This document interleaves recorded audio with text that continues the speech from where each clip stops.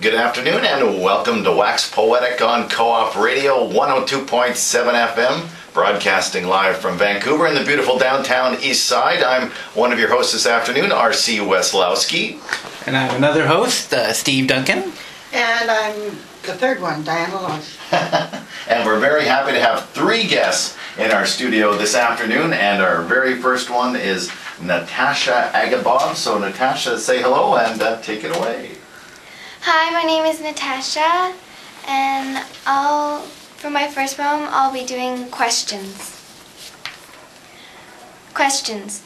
Big questions, little questions, repetitive questions, unanswered questions, important questions, useless questions.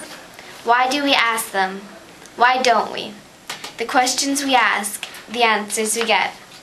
Unanswered questions always find answers sooner or later, so that something new can be learned each day. Right on. Okay. Very nice. And up next. Hi, my name is Clara, and my first poem is What a Beauty is to You, What Beauty is to Me. She was walking down the hallway, looking side to side, front and back. Girls, guys, laughing, pointing. She was different, so what? She wasn't all that, so what? She was crying, that's what. She was new, that's what. Heart to heart, conscious to conscious. As boys and girls were mocking her, she remembered these words. You are who you are. You know what you are. You are beautiful, whoever you are. Just look deep inside, search and search, and you will find who you are. Heart to heart, conscious to conscious. She had no friend, that's what she thought. She was alone, and she always wore a hood. But then underneath there was a butterfly, ready to pop out and fly from flower to flower, sucking the nectar. Heart to heart, conscious to conscious. She had to always wear makeup to fit in. She didn't like it, but she still did it. One day, she thought, this is not me. If my friends are real friends, then they would accept how I am. So she erased the makeup, side to side, up and down, clearing all her thought. She was herself again. When she looked in the mirror, she took off her hood and became a beautiful multicolored butterfly. She flew away out the door to high school, leaving a trace of dust behind her.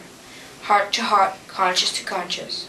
As a butterfly, she flew through the hallway, ignoring the usual mocking. She floated in front of her friends and turned back to a beautiful girl. And she told her friends, I wasn't myself when I wore makeup, so I took it off. And if you don't like the way I am, then you're not my real friends. She stood there, waiting for an answer, and all her friends could say, way to go, girl. Heart to heart, conscious to conscious. Right on. Yeah. Okay, up next. My name is Hadley, and my poem is called The First Snowfall. The soft, serene, silvery breath of first morning light shivers over the hillsides, and the new world, silken with lily-white ice, belongs to no one.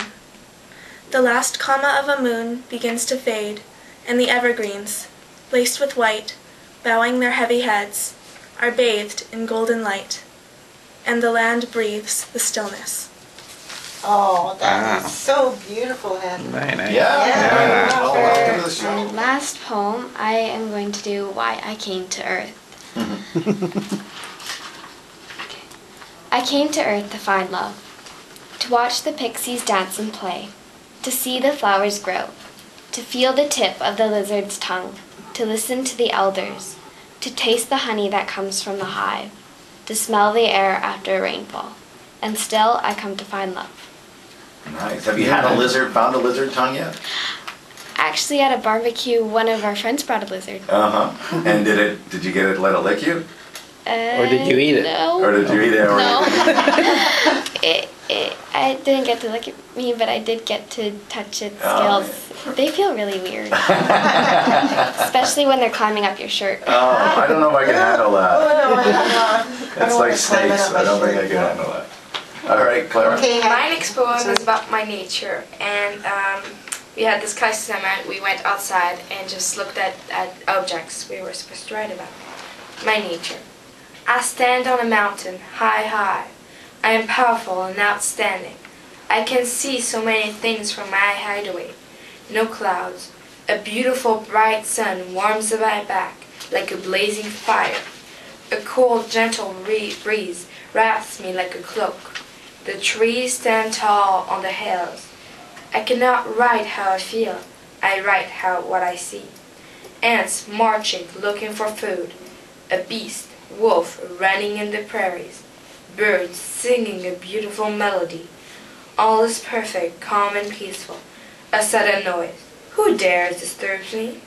I go back to reality. The mountains transform into monkey bars. The trees become bushes. The hills becomes a knoll. The ants become people. The great beast wolf becomes a dog in the fields. The song of the birds becomes kids yelling. I am back in my school playground, standing tall on the monkey bars. I am far from my world. It is always in my mind. I will come back to that world when I listen to music. I feel peaceful and ready to go back to learning. I wait in my chair for the bell to ring so I can go back to my magic world that I call paradise. Thank you. Nice. All right. Since this is my last poem, I'm Hadley, and I'm going to read the first story that I ever wrote, and I was about 4. And when I was little, I would always say to my mom, I would always go up to her and I'd say, Mom, write this down, write this down. And so my first story was called The Princess and the Man. The princess was having a party. The party was so excitingly impressing.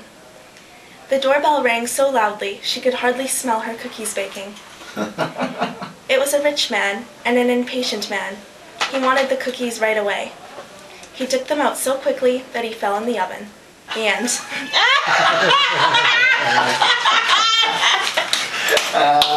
Great.